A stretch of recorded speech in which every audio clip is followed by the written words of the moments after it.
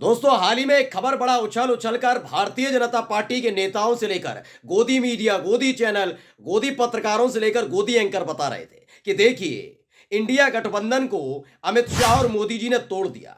कैसे आरएलडी के बड़े नेता यानी जयंत चौधरी को अपने साथ ले आए, आरएलडी के विधायक को योगी के मंत्रालय में मंत्री बना दिया गया। यानी एक बहुत बड़ा डेंट मोदी और शाह ने मिलकर राहुल गांधी, अखिलेश यादव, तमाम इंडिया गठबंधन के नेताओं को दिया है। लेकिन यही मीडिया ये बताने से क्यों गुरेज कर रही है कि 24 से 48 घंटे के भीतर दो बड़े नेताओं को, जी हां, भारतीय जनता पार्टी के सांसदों को तोड़ने का काम इंडिया गठबंधन ने किया है। जी हां, वो बीजेपी को छोड़कर कांग्रेस में शामिल हो चुके हैं। क्यों ये बताने से गुरेज करती रही कि दो बड़े जाट नेता, एक हरियाणा से आते हैं, दूसरे राजस्थान से आते हैं, दोनों के दोनों नेताओं को, दोनों के दोनों सांसदों को कांग्रेस पार्टी ने बीजेपी से छीन लिया है। हाँ, इस पर सांप सूंघ जाता है बड़े राष्ट्रवादी पत्रकारों को। लेकिन आज मैं एक खबर दिखाने जा रहा हूं जो भारतीय जनता पार्टी के लिए किसी बड़े झटके से कम नहीं। नमस्कार, मैं हूं प्रज्वल गौतम और आप देख रहे हैं द कंटा। हाल ही में बड़े चर्चे हुए।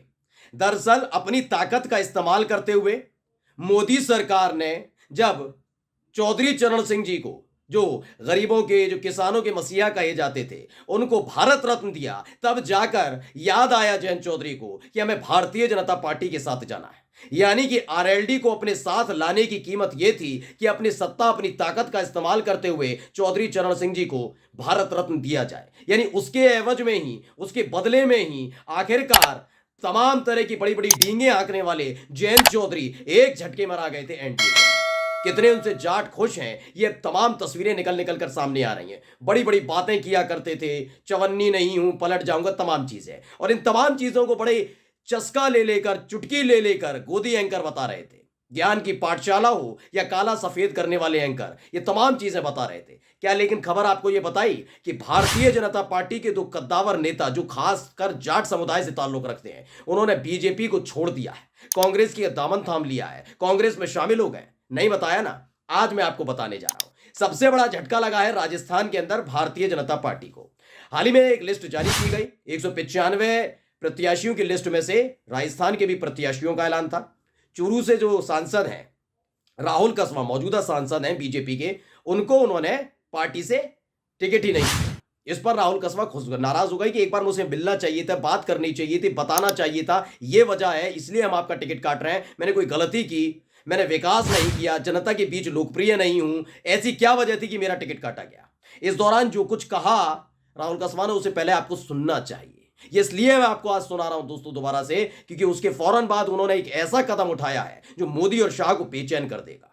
सबसे पहले सुनिए राहुल कसवा ने किस तरह से जयचंदों से तुलना कर दी थी, पहले वो सुनिए। 14 गने पिताश्री की टिकट काट दी एक व्यक्ति के कहने से, और हम लड़ते रहे, हमने मेहनत करी, दोनों बाप बेटा मां के साथ में, मेरे कार्यकर्ताओं की इस फौज के साथ में हम गांव गांव तक फिर गए, हमें हार नहीं मानी। 2019 आया, फिर टिकट काट दो।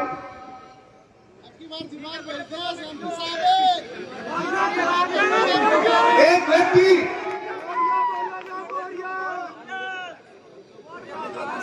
जिसने इस बार फिर ये बात शुरू कर दी कि टिकट काट दो। मैं समझता था कि पार्टियों के अंदर किसी एक व्यक्ति की नहीं, पार्टी एक समूह का हिस्सा होती है। लोग बैठे होंगे, न्याय करेंगे, मुझसे आगे पूछ तो लेंगे। जयचंदों के बीच में रहने वाले जयचंदों की बात करते हैं। यही नहीं, राहुल कसवा ने अपने इस संबोधन के दौरान, जो उन्होंने खास तौर पर अपने घर पर बुलाए थे, बहुत समर्थक आए थे, हुजूम आप देख ही रहे, उन्होंने ये कहा कि एक व्यक्ति तय नहीं करेगा कि चुरू का भविष्य क्या हो, चुरू के से कौन चुनाव लड़ेगा नहीं लड़ेगा। यानी एक साफ तौर पर मोदी और शाह को चुनौती दी गई थी राहुल कसवा की तरफ से। वो बयान भी पहले आप सुन लीजिए। ये चुनाव इस बात का जीता जागता फैसला करेगा। ये चूरू की लोकसभा जनता जो बैठी है मेरे सामने, ये गांव से आए हुए लोग बैठे हुए मेरे सामने, ये किसान कौम बैठी है मेरे सामने, गरीब बैठे मेरे सामने, ये मजदूर बैठे मेरे सामने। क्या एक व्यक्ति हमारे आने वाला कल का फैसला करेगा? नहीं।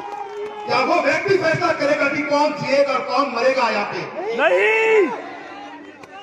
क्या वो व्यक्ति हमारे आने वाले बच्चों का कल का भविष्य का फैसला करेगा? नहीं, हम करेंगे फैसला अपने आने वाले कल का। तो राहुल कसवा का यह बयान आपने सुन लिया। अब आपको मैं आगे की कहानी दिखाने और सुनाने जा रहा हूं।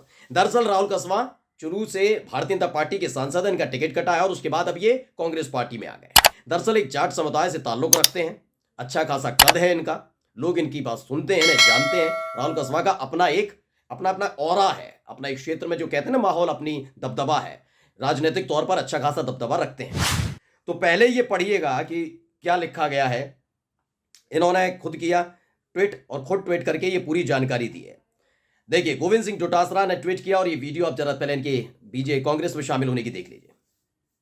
तो मल्लिकार्जुन खड़गे हैं, गोविंद सिंह डोटासरा जो प्रदेश अध्यक्ष हैं कांग्रेस पार्टी के राजस्थान में, वो हैं, तमाम नेता वहां पर मौजूद हैं। और इस बीच आपको राहुल कसवा देख रहे होंगे, हर कोई इनको सम्मानित कर रहा है, अपनी पार्टी में ले रहा है। इस बीच गोविंद सिंह डोटासरा ने लिखा है कि चूरू से बीजेपी सांसद श्री राहुल कसवा जी का कांग्रेस परिवार में हार्दिक स्वागत। अब दिल्ली में कांग्रेस अध्यक्ष श्री मल्लिकार्जुन खड़गे जी की उपस्थिति में कसवा जी ने पार्टी की सदस्यता ग्रहण की। इस पर राहुल कसवा ने भी रिट्वीट किया और लिखा है, कांग्रेस परिवार में शामिल करने के लिए सम्माननीय गोविंद डोटासरा जी, आपका और पार्टी के कार्यकर्ताओं का आभार। इस दौरान उन्होंने कई ट्वीट किए जिसमें अशोक गहलोत, मल्लिकार्जुन खड़गे का, कांग्रेस पार्टी का इन्होंने धन्यवाद दिया है राहुल कसवा ने। इस खबर को जरा अब मैं पढ़कर बताता हूं क्या है। चेतना मंच नाम का एक वेबसाइट है, उसने छापा है, जाट समाज में कांग्रेस की सेंधमारी जारी, एक जाट सांसद और तोड़ा। पहले मैं राहुल कसवा के बारे में बता देता हूं क्या हुआ है। जाट समाज से आने वाला सांसद और कांग्रेस में राजस्थान प्रदेश की चूरू लोकसभा सीट से सांसद राहुल कसवा ने बीजेपी का साथ छोड़ दिया। भाजपा की प्राथमिक सदस्यता से इस्तीफा देने के बाद उन्होंने दिल्ली में कांग्रेस का हाथ थाम लिया। राहुल कसवा 2 बार बीजेपी के सांसद रहे। उनके पिता राम सिंह कसवा 3 बार बीजेपी के सांसद रहे थे। राहुल कसवा जाट समाज से आते हैं। दरअसल भारतीय जनता पार्टी में हाल ही में लोकसभा चुनाव के लिए अपनी पहली लिस्ट जारी की थी। इसमें कुछ मौजूदा सांसदों के लिए टिकट काट दिए गए थे। जिन सांसदों के टिकट कटे उनमें से अधिकांश ने पार्टी के फैसले को स्वीकार कर लिया, लेकिन राहुल कसवा ने टिकट कटने पर बगावती तेवर अपना लिए हैं और अब उन्होंने कांग्रेस ज्वाइन कर ली। पहले नेता, ये दूसरे नेता है। अभी पहले नेता के बारे में बता दूं। अब देखिए, रविवार को ही यानी एक दिन पहले ही हरियाणा के जाट नेता ने छोड़ी थी भाजपा। ये पढ़िए क्या लिखा। हरियाणा के बड़े जाट नेता के रूप में विख्यात चौधरी वीरेंद्र सिंह के बेटे ब्रजेंद्र सिंह ने भाजपा छोड़कर कांग्रेस का दामन थाम लिया। इस खबर को हम आपको पहले भी बता चुके हैं। उन्होंने लिखा कि हिसार लोकसभा सीट से भाजपा सांसद ब्रजेंद्र सिंह ने भाजपा छोड़ दी है।